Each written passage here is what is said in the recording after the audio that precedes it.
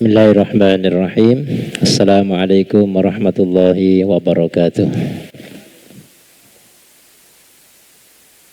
Alhamdulillahi rabbil alamin.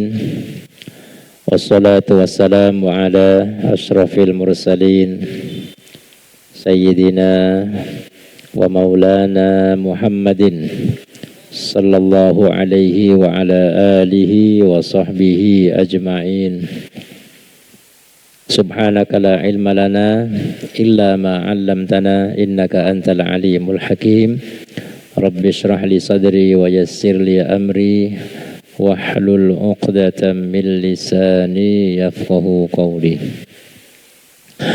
Alhamdulillah, kita panjatkan puji dan syukur kehadirat Allah Subhanahu wa taala. Kembali kita hadir di masjid kita untuk melanjutkan pembahasan hadis-hadis kita dari kitab Syarahul Majalisis Saniyah fil Kalami 'alal Arba'in An-Nawawiyah, yaitu hadis-hadis arba'in yang ditulis oleh Al-Imam An-Nawawi rahimahullah. Kita sudah sampai pada pembahasan hadis yang ke-22. Sudah sampai halaman berapa kemarin? 61 ya. 62, 61. 62. Isyarat ke berapa? Al-isyarah as-sabi'ah, yang ke-7. Ya, baik. Baik, kita baca terlebih dahulu hadis kita. Bismillahirrahmanirrahim. An Abi Abdillah Jabir bin Abdillah al-Ansari radhiyallahu anhuma. Anna rajulan sa'ala Rasulullah sallallahu alaihi wasallam faqala ara'aita in sallaitul maktubatil khams wa sumtu ramadana wa ahlaltul halala wa harramtul harama wa lam azid ala dhalika syai'an a'adkhulul jannah? Qala na'am. Rawahu Muslim. Dari Abi Abdillah Jabir bin Abdillah al-Ansari, mudah-mudahan Allah meridhai keduanya, yaitu sahabat Jabir dan ayahnya Abdullah. Dua-duanya adalah sahabat mulia dari baginda Nabi kita Muhammad sallallahu alaihi wasallam. Jabir bercerita bahwa suatu ketika ada seorang laki-laki datang kepada Rasulullah sallallahu alaihi wasallam bertanya, lalu berkata, "Wahai Rasulullah, bagaimana pendapat baginda jika saya mengerjakan sholat 5 waktu dan berpuasa Ramadan, dan apa yang dihalalkan Allah aku halalkan, dan apa yang diharamkan Allah aku haramkan, akhirnya aku tinggalkan karena Allah mengharamkannya, dan aku tidak menambah amalan apapun selain itu." Jadi tidak sholat sunnah, tidak puasa sunnah, hanya yang wajib yang diperintahkan oleh Allah saja. Tidak ada yang aku tambah dari ibadah-ibadah sunnah. Pertanyaannya, apakah bisa dengan modal itu aku masuk surga? Apa jawaban Nabi kita Muhammad sallallahu alaihi wasallam? Qala na'am, beliau menjawab iya. Ya, hadis ini sahih diriwayatkan oleh Imam Muslim. Hadis yang menjadi kabar gembira buat kita semua bahwa masuk surga bukan sesuatu yang mustahil. Bukan sesuatu yang mustahil. Hadis ini memberitahukan kepada kita bahwa seorang hamba jika taat kepada Allah dengan melaksanakan apa yang wajib saja sudah cukup baginya selama dia mampu meninggalkan yang haram dan hanya mengkonsumsi dan mengerjakan yang halal, maka dia dijamin surga oleh Allah Subhanahu wa ta'ala, ya. Dan ini persis seperti apa yang difirmankan oleh Allah Subhanahu wa ta'ala dan sudah kita sampaikan dalam pertemuan yang pertama ketika kita membahas hadis yang ke-22, yaitu firman Allah dalam surat apa?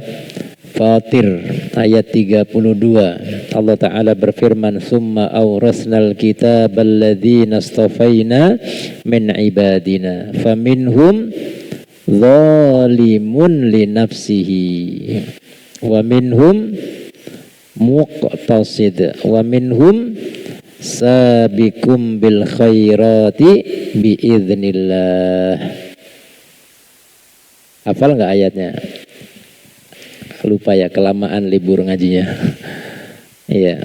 Nah, ini disebutkan kata ulama, arja ayah fi kitabillah, inilah ayat yang menjadi kabar gembira bagi kita bahwa Allah Subhanahu wa ta'ala mengklasifikasikan umat Rasulullah sallallahu alaihi wasallam menjadi 3 kelompok. Yang pertama adalah zalimun li nafsih. Zalim li nafsihi, orang yang menganiaya dirinya dengan melakukan perbuatan-perbuatan maksiat, naudzubillah, tapi juga melakukan amal-amal ketaatan. Jadi tidak maksiat saja, tapi masih belum bisa meninggalkan perbuatan dosa. Jadi taat iya, tapi kadang-kadang juga masih melakukan kemaksiatan, ya. Yang kedua muqtasid. Yang kedua ini yang konsisten dengan yang wajib-wajib saja, ya. Dan tidak punya waktu mungkin, ya, karena kesibukannya dan lain sebagainya untuk mengerjakan yang sunnah-sunnah, ya.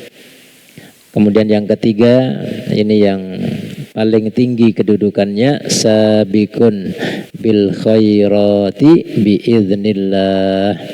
Bukan sekedar taat melakukan ketaatan dan bukan sekedar mampu meninggalkan perbuatan dosa dan kemaksiatan, tapi kelompok ini kelompok yang super taat, ya. Jadi bukan cuman berangkat ke masjid, tapi datang ke masjid bahkan mungkin sebelum azan, gitu ya. Masya Allah. Jadi sabiqun bil khairati biiznillah, berlomba-lomba untuk melakukan ketaatan demi meraih ridha Allah Subhanahu wa ta'ala. Jannatu adni yadkhulunaha, mereka semua akan dimasukkan ke dalam surga Aden oleh Allah Subhanahu wa ta'ala. Baik, kemudian beberapa pembahasan dari hadis ini sudah kita sampaikan, dan kita lanjutkan pembahasan sampai di halaman 62. Ada beberapa isyarat yang disimpulkan oleh pengarang kitab Syarhul Majalisis Saniyah, ya. Dan kita sudah baca isyarat pertama sampai isyarat ke-6. Sekarang kita baca isyarat yang ke-7. Ya, betul ya. Ketemu? Isyarat yang ke-7 ketemu? Al-isyaratus ke-7 ya? Ya. Baris keberapa itu?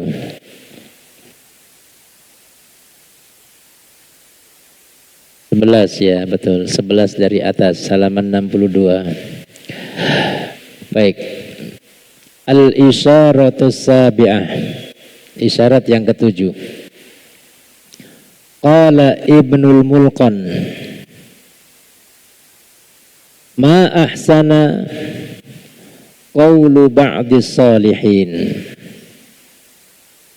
Ibnul Mulqan mengatakan, alangkah indahnya. Ahsan itu artinya apa? Indah. Ma ahsan, alangkah indahnya, alangkah bagusnya perkataan seorang solihin ya. Idza kumta ila sholati fa'lam anna Allah ta'ala muqbilun 'alaika. Kata seorang solihin ini, jika engkau sedang menunaikan sholat, kumta ila sholat, maksudnya sedang apa? Sedang sholat. Ya ayyuhalladzina amanu idza kumtum ila sholat. Ayat tentang wudu. Idza kumta ila sholat. Jika engkau sedang melakukan sholat, fa'lam, maka ketahuilah, annallaha ta'ala muqbilun 'alaik, bahwa Allah subhanahu wa ta'ala sedang menghadap kepadamu. Jadi Allah sedang apa? Menghadap ke kita. Fa'aqbil 'ala man huwa muqbilun 'alaik, maka menghadaplah kepada yang sedang menghadap kepadamu. Maka menghadaplah kepada yang sedang menghadap kepadamu. Kita kalau lagi ngomong sama orang gitu, etikanya gimana? Noleh kanan, noleh kiri, apa gini gitu, atau kita fokus menghadap. Etika yang benar gimana kalau kita ngomong sama orang? Misalnya anak kita ajak ngomong, noleh sana, hei, diajak ngomong kan gitu. Kadang sebagian orang kan gitu ya, dibentak. Misalnya kita ngomong sama guru lah gitu, waktu kita sekolah dulu, ya kan etikanya kalau diajak bicara, ya kita menghadap gitu ya. Dan begitu Nabi SAW kalau bicara sama sahabat, beliau tidak memalingkan wajahnya kepada selain yang sedang diajak berbicara. Itu etika ya. Ada bentuk penghormatan, ada bentuk pengagungan ya. Kalau kita nolah-nolah itu kayak kita nggak ngereken gitu. Apa itu ngereken itu? Ngereken tuh maksudnya nggak nganggep gitu, ya kan? Siapa sih ente ini kayak gitu, kan? Nah itu bukan termasuk akhlak dan adab yang baik. Kalau terhadap sesama manusia saja, taruhlah misalnya kita dipanggil presiden gitu ya, Udzaifi menghadap gitu, menghadap presiden ini, mau dikasih itu dapur MPG misalnya, ya kan, menghadap. Kan namanya menghadap ya menghadap gitu, dengan penuh ketundukan, dengan penuh apa? Pengagungan, kan gitu ya. Ya. Nah, beliau mengatakan nih, ketahuilah bahwa kita itu kalau sedang sholat menghadap kepada siapa? Allah Jalla Jalaluhu. Ya, maka menghadaplah kepada Allah dengan segenap jiwa dan raga kita. Dengan segenap jiwa dan raga kita. Jangan sampai terpisah jiwanya dari raganya ya. Ke Blok M misalnya gitu, ke Tamsid gitu ya. Ya, ya tapi begitulah. seringkali ketika kita sholat gangguan itu selalu selalu datang. Maka beliau mengingatkan kita, hadirkanlah Allah subhanahu wa ta'ala di dalam diri kita, sehingga ketika sholat kita benar-benar bisa lebih konsentrasi karena kita sedang menghadap Allah subhanahu wa ta'ala. Wa qaribun minka, apa artinya qarib? Dekat. Allah sedang sangat dekat dengan kita. Qaribun minka, tidak jauh dari kita, ya. Nggak berani kita kalau depan presiden misalnya main handphone gitu kan, nggak berani, atau apalah gitu ya, garuk-garuk gitu ya, nggak berani kita. Saking sosok yang sedang di depan kita itu benar-benar punya wibawa gitu, sehingga kita tidak berani macam-macam. Ya, bagaimana dengan Allah subhanahu wa ta'ala, Rabbul alamin, ya, jalla jalaluh. Maka beliau mengatakan, sadarilah itu, ya, ketika sedang sholat. Bahkan ketika kita bilang Allahu Akbar, ya, apa artinya itu? Ya, semua kita tahu artinya Allah Akbar, Allah yang paling besar. Saat itu sejatinya kita dibimbing oleh Allah supaya mengecilkan selain Allah, ya, supaya mengecilkan segala sesuatu, ya, dan hanya membesarkan Allah. Kalau kita berikrar bahwa hanya Allah yang maha besar, harusnya tidak ada lagi dalam benak kita pikiran-pikiran selain Allah. Karena selain Allah saat kita sedang sholat kecil. Betul apa tidak? Iya, ya begitulah ya. Dan ini kita belajar untuk memperbaiki sholat, ya. Karena sholat ini password kita, ya. Sholat ini adalah ibadah yang akan menjadi jalan kemudahan kita menuju surganya Allah subhanahu wa ta'ala. Amal pertama yang bakal diaudit, ya, yang bakal dimintai pertanggungan jawab oleh Allah subhanahu wa ta'ala sebelum amal-amal yang lain. Idza saluhat kubilat sairu amali. Kalau benar salat kita, maka yang lain-lain dianggap beres. Nah itu.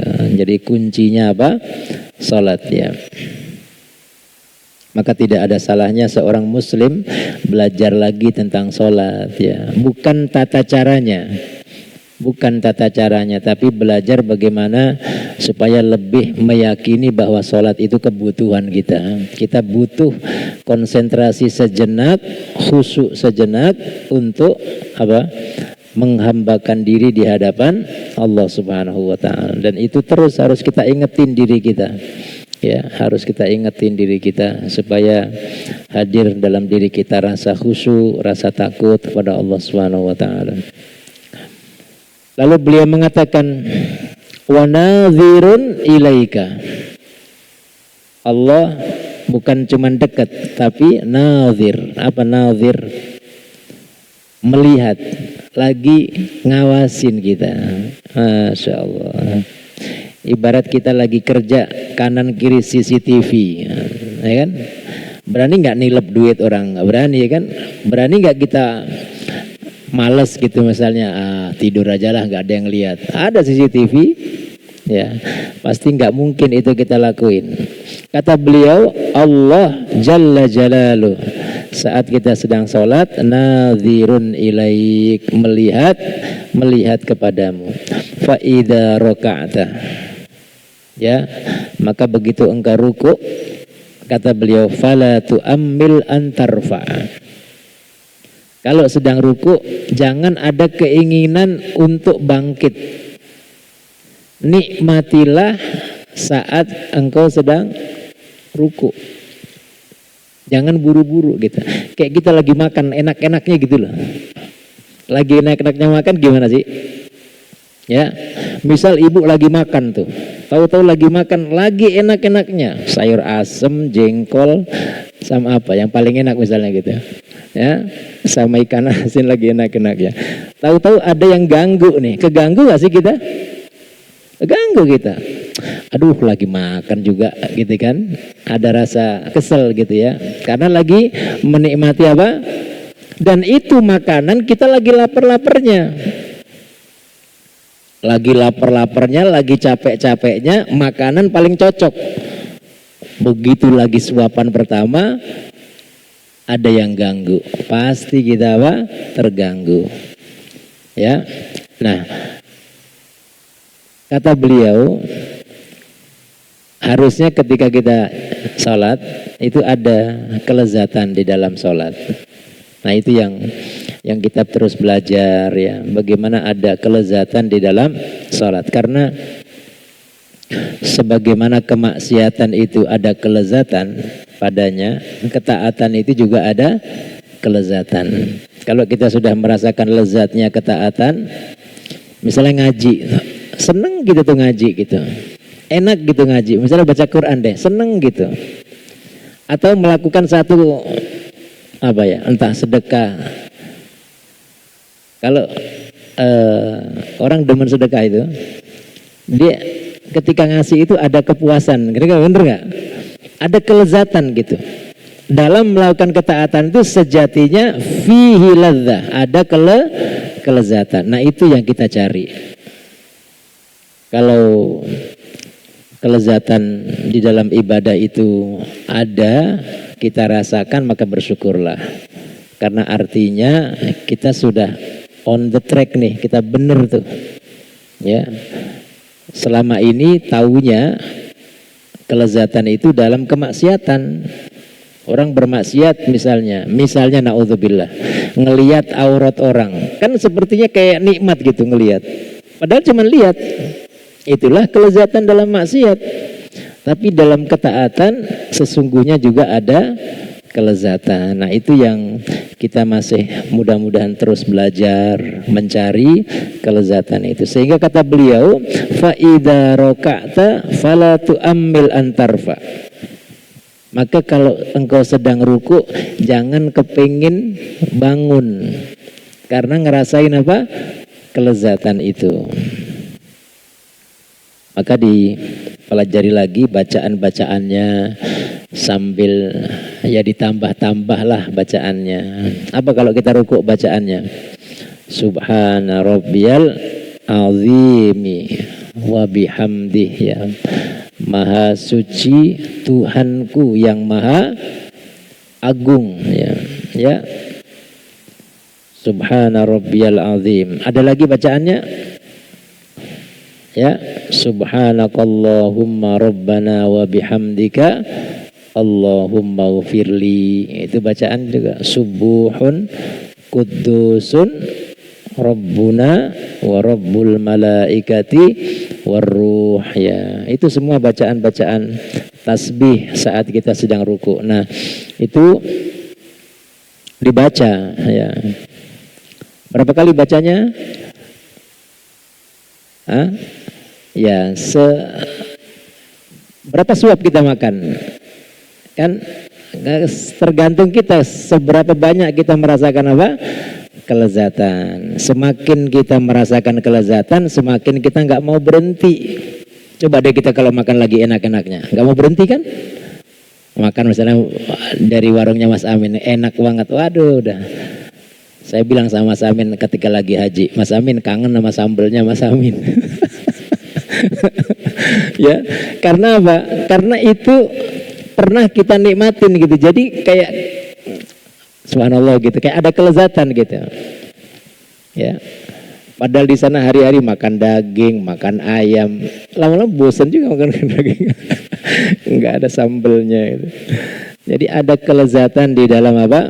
Dalam ibadah. Maka bacaan-bacaan ketika ruku nggak apa-apa, ya, diperbanyak, ya, memang harus dipaksa gitu supaya lama-lama kita nanti terbiasa, ya. Bacaan-bacaan tidak hanya apa bacaan yang sudah kita hafal, tapi berusaha untuk kita perbanyak bacaan-bacaan yang pernah dicontohkan oleh Nabi kita Muhammad sallallahu alaihi wasallam.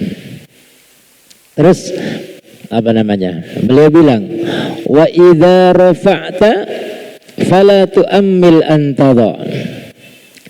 Dan jika engkau sedang i'tidal, maksudnya bangkit dari apa? Ruku, maka jangan berkeinginan untuk apa?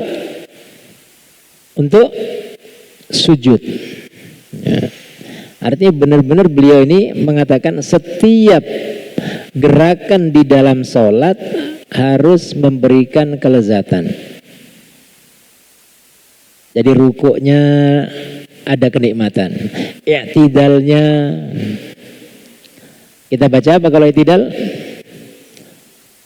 Sami Allahu liman hamidah, Rabbana walakal hamdan katsiran tayyiban mubarakan fih mil as-samawat wa mil al-ard wa mil ma syi'ta min syai'in ba'du ahlas sana'i wal majdi la mani'a lima a'taita wa la mu'tiya lima mana'ta wa la radda lima qadaita, terus wala yanfa'u dzal jaddi minkal jadd. Ya, itu termasuk bacaan yang dibaca oleh Nabi kita sallallahu alaihi wasallam ketika sedang i'tidal, ya. Meskipun secara fikih asal sudah tegak berdiri sebentar Rabbana walakal ham udah cukup, ya kan? Tapi kita lagi belajar sama beliau nih. Kata Ibnu Mulkon tadi, alangkah indahnya perkataan salah seorang solihin ini, ya, yang menasehati kita kalau sedang sholat coba nikmatinlah ketika ruku, bacalah bacaan ruku yang sempurna, ya. Ketika sedang apa namanya i'tidal, maka i'tidallah dengan sempurna, jangan tergesa-gesa. Beliau nggak lanjutin di sini. Ketika sedang sujud sama. Kalau sedang sujud maka jangan apa? Pengen duduk gitu. Ya. Kalau sedang sujud baca apa? Subhana rabbiyal a'la. Ya. Subhana rabbiyal a'la, boleh ditambah wa bihamdi. Subhanakallahumma rabbana wa bihamdika Allahumma ufirli. Subuhun kudusun rabbul malaikati warruh, ya. Baca sebanyak-banyaknya, ya. Makanya ada satu hadis yang diceritain sama Aisyah itu kan, Nabi SAW sholat nggak bangun-bangun tuh, ya, lama nggak bangun-bangun sampai Bunda Aisyah menduga Nabi SAW meninggal. Lalu apa? Digini sama Aisyah itu apa? Masih hidup nggak sih gitu? Lalu Nabi SAW apa? Menggerak-gerakkan apa? Kakinya, pertanda beliau memang sedang menikmati apa? Sujud, ya, sedang menikmati sujud. Wa mathilil jannata an yaminika wan nara ala yasarika. Kemudian gambarkanlah. Mathil itu maksudnya tampilkanlah gitu. Bayangin gitu. Bayangkanlah al-jannah, surga ada di sisi kanan kita. Wanar, neraka ada di sisi kiri kita. Kanan kiri, kanan surga, kiri neraka. Jadi menghadirkan apa? Menghadirkan balasan. Kalau kita sholatnya khusyuk benar, maka sebelah kanan kita surga, ya. Na'udzubillah kalau kita lalai dalam sholat, wailun lil musallin, ya, maka kita ingat tuh sebelah kiri kita apa? Neraka sudah menunggu, naudzubillahi min dzalik. Wassirata tahta qadamaika. Sementara di bawah kita adalah as-sirat, ya, yang kita semua akan melewatinya, di mana di bawahnya itu apa? Neraka, ya. Fahina idzin takunu musallian. Kalau kita mampu melakukan seperti itu, maka barulah kita benar-benar disebut apa? Musolli, orang yang sedang apa? Salat, ya. Maka kalau kita salat minimal bacaannya yang sempurna gitu ya. Mulai dari bacaan iftitah, Fatihah, baca surat gitu ya. Pindah-pindah gitu suratnya. Ya, jangan lengganan kulhu aja. Nah, itu biar ada kelezatan gitu. Ada apa ya? Ada upaya untuk, kan makan juga boleh dong, coba-coba. Hah? Bener nggak? Iya. Coba browsing restoran apa yang belum saya makan. Ya kan, masakan apa ini kan gitu kan. Nah, kita dalam beribadah juga apa namanya, kira-kira begitu ya. Maksudnya surat-surat juga boleh dong ganti-ganti gitu, atau ayat-ayat ya, baca ayat kursi, baca apa gitu. Boleh nggak sih kita lompat-lompat gitu bacaannya? Boleh apa tidak? Misalnya baca satu ayat, Alif Lam Mim Allahu Akbar. Itu mah tarawih di kampung gitu. Ya. Kan hafal kita kan, misalnya kalau lagi tahlilan tuh. Ya, berapa ayat pertama dari suratul Baqarah? Enggak apa-apa dibaca dalam sholat. Alif Lam. Jangan-jangan kita kalau lagi tahlilan hafal, begitu dibawa sholat lupa. Nah itu hafalnya ketika rame-rame. Mau coba dipraktekin. Habis Fatihah baca Alif Lam Mim Dzalikal kitabu la raiba fi. Nah, kan? Ya kan? Jadi enggak apa-apa kalau baca surat-surat pendek itu aja juga enggak apa-apa. Tapi seperti kita makan ya, kalau itu juga apa? Nantinya bosan, ada bosan. Jadi seperti hanya sekedar formalitas, telan aja lah. Adanya cuma ini. Coba kalau kita makan, betul enggak? Kemarin ketemu jamaah haji reguler. Jamaah haji reguler, saudara-saudara kita kan memang makanannya apa namanya, box gitu. Jadi ya menunya ya nggak terlalu varian gitu, maksudnya ya, nasi nanti ada sayurnya ya paling cuman buncis, rebus gitu aja, sama ayam goreng gitu. Jadi kalau lidah kita ini kan lidah yang butuh asin, butuh pedas. Jadi kadang-kadang bosan itu jamaah, disuguhin makan begitu terus. Tapi pada akhirnya telan aja lah gitu kan, bener nggak? Telan aja lah, adanya cuman itu. Nah, kita kan makan aja begitu. Ya, kebutuhan fisik kita ini juga butuh variasi. Apakah kita juga tidak saatnya berpikir bahwa kebutuhan rohani kita juga butuh variasi gitu kan? Ya, butuh variasi juga bacaannya mungkin ya gitu ya. Jadi makanya saya kalau di majelis-majelis sering saya serukan kepada khususnya ibu-ibu, bisa nggak sih kita khataman di dalam sholat? Bisa nggak kita khataman? Apakah yang punya hak untuk khataman dalam sholat hanya seorang hafidhah saja? Syekh Sudes, Syekh Suraim, mereka-mereka yang imam di Masjidil Haram, Masjid Nabawi? Enggak. Kita pun punya kesempatan untuk bisa menghatamkan Quran dalam sholat. Gimana caranya? Orang kita enggak hafid, caranya baca. Boleh enggak baca? Sholat sambil baca boleh enggak? Asal yang dibaca bukan resep masakan, kan enggak apa-apa kan? Asal yang dibaca ayat-ayat Al-Quran enggak apa-apa. Jadi Itu yang kalau saya di majelis-majelis itu saya suka bilang begitu, ya. Jadi karena jamaah saya di beberapa majelis itu ya memang kalau di sini aja remaja nih, ya. Kalau yang di tempat lain itu udah umurnya 17 ke atas. Udah sepuh-sepuh gitu. Jadi mereka udah nggak ada kegiatan. Apalagi saya punya majelis di Saadatul Darat tuh ibu-ibu, nini semua. Ya, ibu-ibu yang sepuh semua. Jadi mereka subhanallah. Mereka dulu adalah direksi bank, apa orang-orang yang punya ya posisi lah gitu. Lalu di akhir-akhir hidupnya mereka akhirnya punya gira untuk ngaji.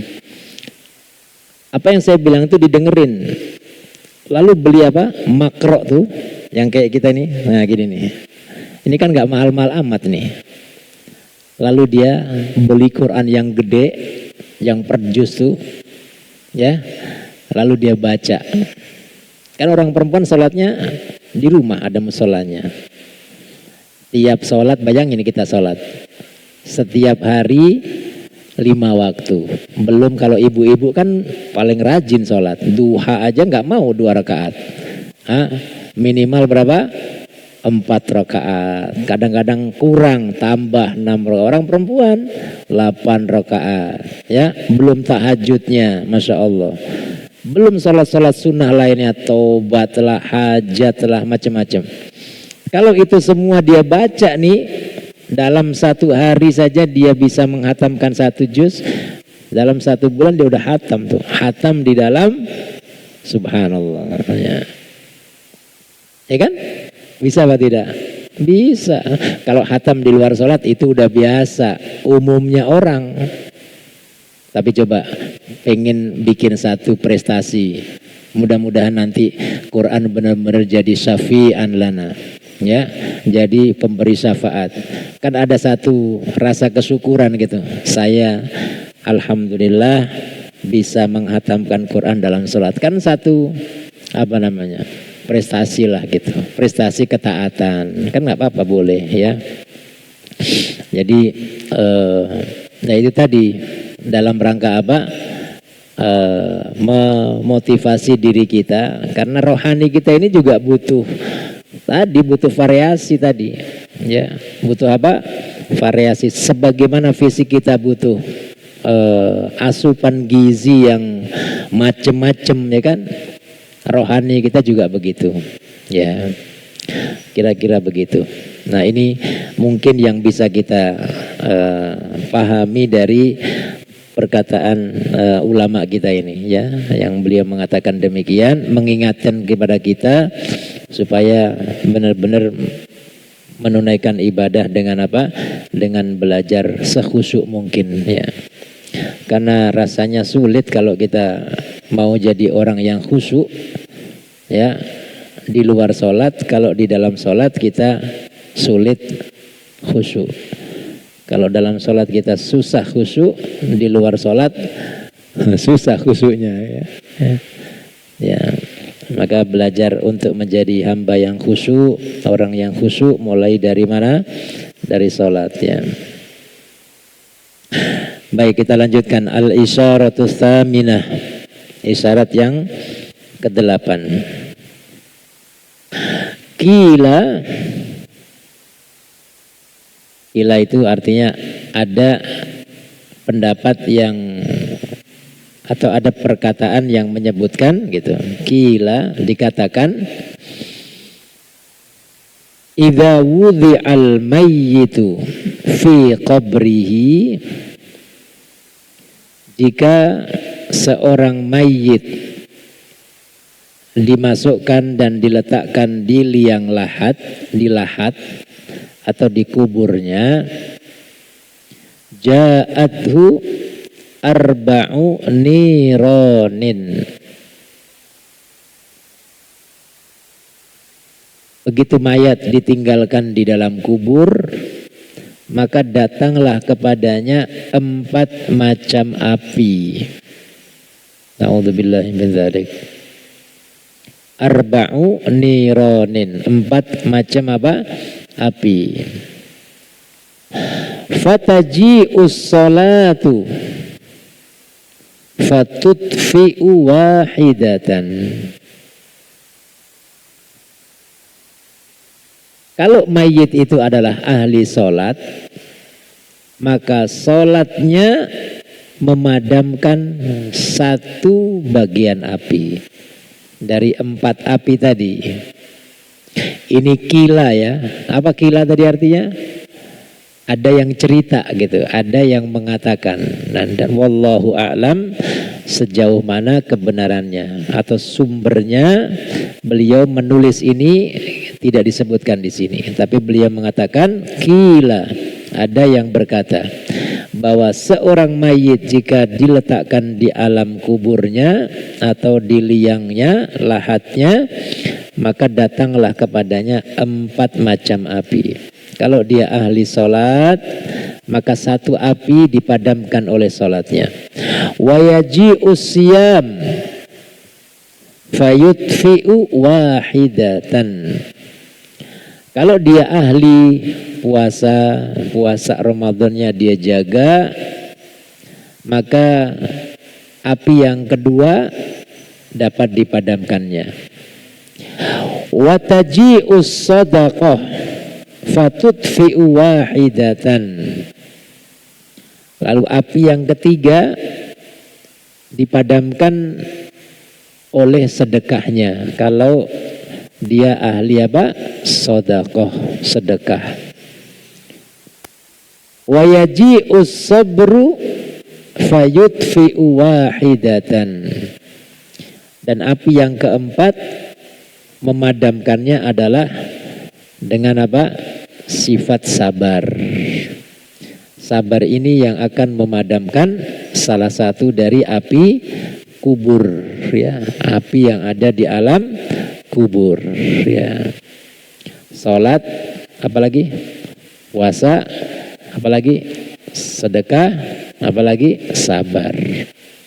Sabar ya, karena semua dalam hidup kita ini semua ya kuncinya sabar ya. Sabar, ada sabar menghadapi musibah, sabar meninggalkan maksiat, sabar melaksanakan ibadah dan ketaatan, semua butuh apa? Sabar ya. Dan tadi beliau bilang kalau engkau ruku maka jangan cepat-cepat bangun, maksudnya sabar. Kan gitu kan? Ya, sabar.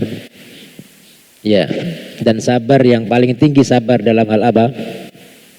Musibahkah, meninggalkan maksiatkah, atau sabar melakukan ketaatan? Yang paling berat mana? Hah? Sabar menghadapi musibah atau meninggalkan larangan? Ya, yang paling tinggi dan paling sulit tingkatan sabar itu sabar dalam ketaatan. Itu yang paling sulit tuh, paling berat. Kenapa? Karena sifatnya kontinu. Ya, kalau musibah itu kan nggak setiap waktu, betul nggak? Emang ada orang tiap hari kehilangan duit? Hilang mulu duitnya.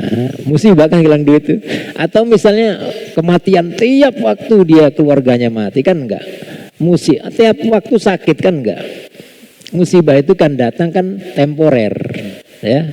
Kita setahun nih jatuh sakit paling sehari, seminggu gitu. Atau kematian juga kan enggak setiap hari kan. Kadang-kadang berapa tahun gitu. Atau kehilangan atau apalah bentuk musibah ya. Tapi kalau taat, tiap hari kita sholat, tiap hari kita ngaji, tiap hari kita harus taat. Betul apa tidak? Iya, taat ini tiap waktu, sifatnya kontinu. Nah, ini butuh apa tadi? Sabar. Maka berat sabar itu bukan menghadapi musibah, tapi justru apa? Sabar ketika melaksanakan apa? Ketaatan. Maka di sini dikatakan api yang keempat akan dipadamkan oleh sifat sabar. Ya, maka kalau sedang sholat juga harus apa? Sabar. Makanya Quran itu ketika nasihatin kita tuh, nasihatin kita orang laki ini orang laki ini. Itu redaksinya begini. Wa'mur ahlaka bis sholati was tabir 'alaiha. Suruhlah, wa'mur itu artinya apa? Suruh. Ahlaka, keluargamu, istrimu, anakmu, suruh ya, supaya mereka ngerjain apa? Sholat. Terus kata Quran, wastabir 'alaiha, dan bersabarlah atasnya. Tuh. Jadi sholat itu memang ya wasta'inu bisabri wassalah, emang dua sisi mata uang tuh. Sabar, sholat itu udah tuh. Bahkan kata para ahli bahasa, Ustadz Daman pasti ngerti ini, wastabir. Padahal kata dasarnya cuma 3, sod, ba, ro, sabar. Tapi di dalam ayat ini sampai ditambahkan huruf to, was, tobir, bukan wasbir. Wasbir, wama sabruka illa billah, ada tuh.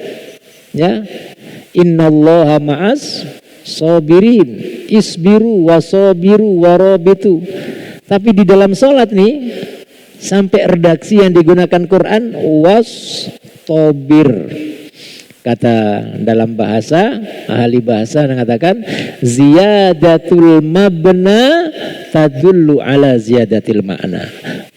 Bertambahnya bentuk kata ditambah hurufnya itu menunjukkan bertambahnya makna. Artinya kalau nyuruh orang sholat itu bukan cuman sabar biasa, tapi apa? Ekstra sabar. Benar apa tidak? Benar apa tidak? Iya. Sholat paling blek 10 menit kelar. Tapi berat apa ringan?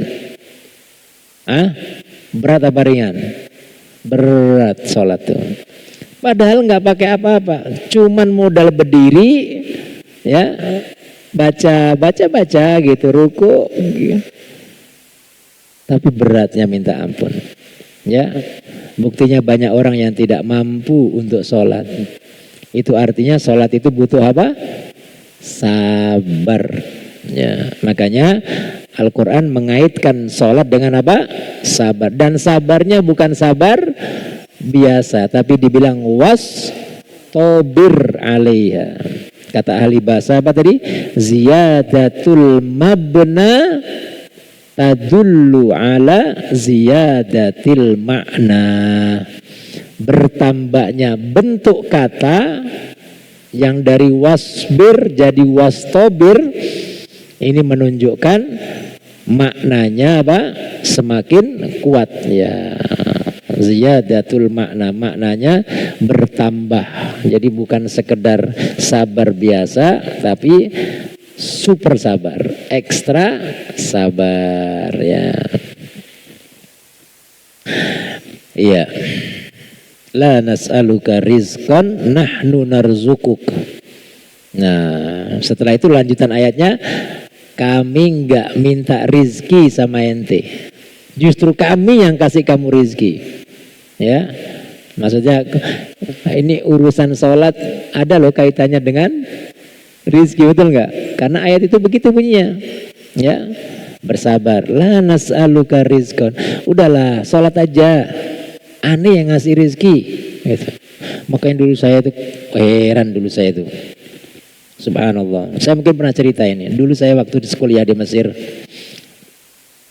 waktu zaman krisis, tahun berapa tuh? Hudayfi udah lahir belum? 98 ya kan? Krisis 9 berapa? 97, 98. Zaman Presiden Soeharto.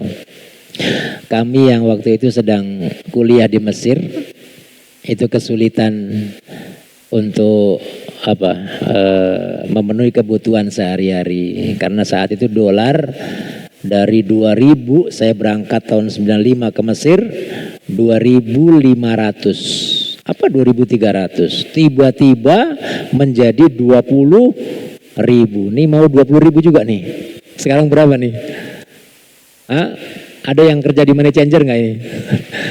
18 ya? Ya, mau 20 nih. Ya. Sehingga kita yang jadi mahasiswa waktu itu ya yang ngandelin kiriman dari rumah ya, karena tidak mendapatkan beasiswa, kita merasa agak ya perlu bantuan. Maka saya sebagian teman-teman umumnya mahasiswa ya yang baru semester 2, kelas 2, kelas 3 belum selesai, harus bisa bertahan gimana caranya ya. Alhamdulillah kemudian ada orang Mesir yang Masya Allah gitu, lagi sholat, kita lagi sholat, terus dia nanya, apa yang terjadi di negara kamu katanya. Saya bilang krisis, lagi krisis. Rupanya beliau udah tahu dari berita, dari televisi atau dari surat kabar ya. Maka dia langsung gini, kamu hitung di sekitar sini ada berapa rumah mahasiswa Indonesia katanya. Begitu saya hitung ada berapa rumah, 7 atau 8 rumah teman-teman yang tinggal di daerah Robah waktu itu. Beliau lalu ngajak saya malam-malam bawa uang 1 koper gini. Ayo paranin tuan rumahnya, bayarin tuh rumahnya tuh. Jadi kita kan sewa apa namanya, syakoh namanya, atau kayak apartemen gitulah ya, bersepuluh beberapa orang gitu, itu dibayarin sama dia, subhanallah. Padahal ini orang ya, syekh saya ini usahanya cuman punya rumah makan makanan khas mereka itu. Jadi makanan ya makan Arab gitu ya. Itu saya pernah disuruh datang ke restorannya. Waktu itu saya datang ke kantor beliau. Begitu tiba waktu maghrib tuh, itu stop. Padahal orang ngantri beli makanan. Itu semua karyawannya sholat berjamaah bareng sama beliau. Allahu Akbar, saya bilang. Ya, jadi bisa begitu gitu, maksudnya bisa begitu gitu. Betapa dia punya keyakinan yang bagus banget gitu ya. Udahlah pokoknya kamu sholat aja lah. Rizki mau urusan saya. Itu kayaknya itu kayak menghujam banget gitu dalam diri beliau itu, sehingga ya sewaktunya sholat gitu. Ya, karyawannya itu ya sholat, ngantri orang mau beli nih. Ya, dan mereka semua sudah tahu bahwa kalau waktunya sholat tidak ada pelayanan. Dia tahu, dan itu saya subhanallah ya. Ternyata ini yang membuat rezeki beliau apa? Berkah, sehingga mampu apa? Membantu kami waktu itu menjadi mahasiswa di Mesir ya, Masya Allah. Allah yarham beliau, mudah-mudahan beliau dirahmati oleh Allah Subhanahu wa taala ya, diringankan kesalahannya, diterima amal ibadahnya, dan diberikan tempat terbaik di sisi Allah Subhanahu wa taala. Luar biasa.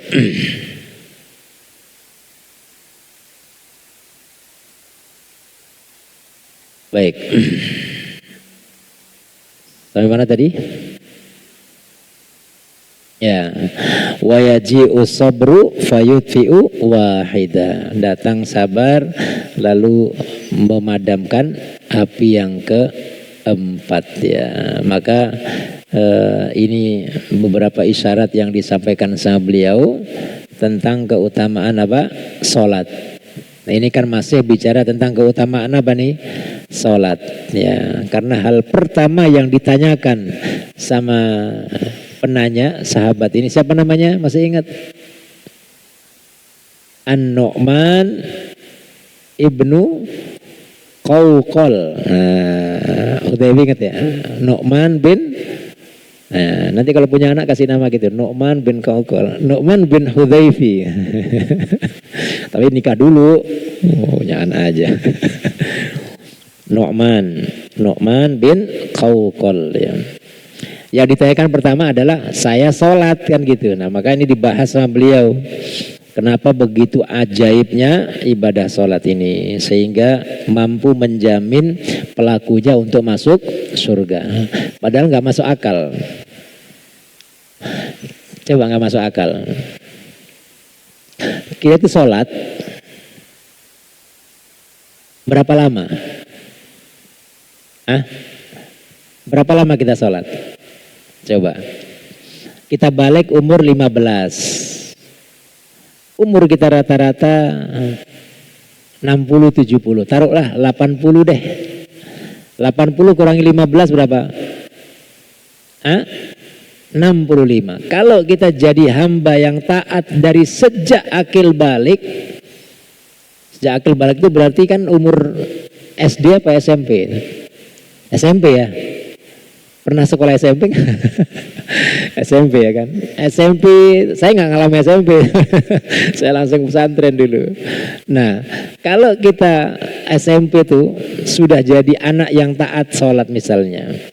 Secara konsisten sampai 65 tahun.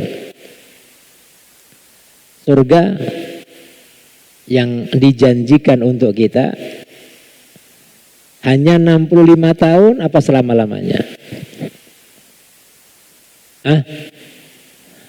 Begitu 65 kata malaikat, ayo keluar. Disuruh keluar gak kita sama malaikat? Nih, kalau balasan surga itu diberikan sesuai dengan amal kita yang sholat tadi nih, kita sholat 65 tahun. Habis 65 tahun, kita disuruh keluar, apa tetap di dalam surga?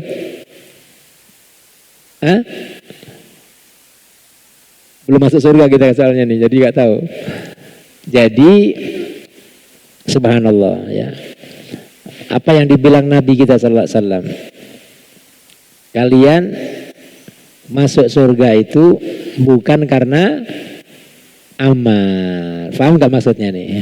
Tapi karena rahmatnya Allah subhanahu wa ta'ala. Tapi mesti ada sebab nih. Sebabnya kita beramal.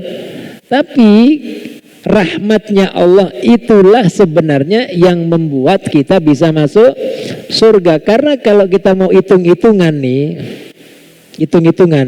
karena kita suka hitung-hitungan kan, hitung-hitungan aja deh, hitung-hitungan. Ente sholat berapa lama?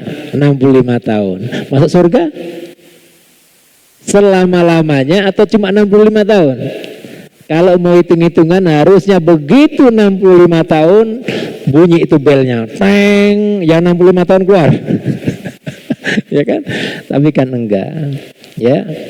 Begitulah rahmatnya Allah Subhanahu wa taala. Ibadahnya hanya sekian tahun tapi balasannya selama-lamanya. Ya, maka luar biasa ibadah salat ini ya. Allah sangat menyukai ibadah salat. Ibadah yang paling disukai Nabi sallallahu alaihi wasallam apa? Salat ya, paling akrab dengan Nabi. Beliau sampai bilang ju'ilat qurratu aini fis shalah. Saya tuh kalau salat tuh senang gitu kata Nabi sallallahu alaihi wasallam. Ya. Seperti senangnya kita melihat pasangan kita, anak kita, orang tercinta kita ya. Nabi nyebut salat itu qurratu ain ya, penyejuk apa? Mata ya, maka mudah-mudahan kita pun bisa demikian ya, senang gitu kalau datang waktu apa sholat, dan kalau lagi sholat juga gitu menikmati ya, menikmati tidak tergesa-gesa, jangan terburu-buru ya, karena sholat ini sejatinya adalah kebutuhan rohani kita ya, yang memang seperti halnya fisik kita butuh asupan gizi, rohani kita juga butuh apa? Asupan gizi, yaitu ibadah yang terbaik ya, ibadah yang terbaik.